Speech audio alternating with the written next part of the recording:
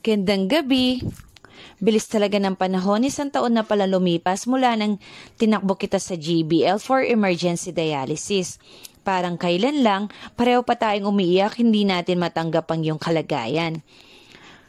Pero bilang isang magulang, mas doble yung sakit na naramdaman ko. Para akong isang kandilang unti-unting nauupos.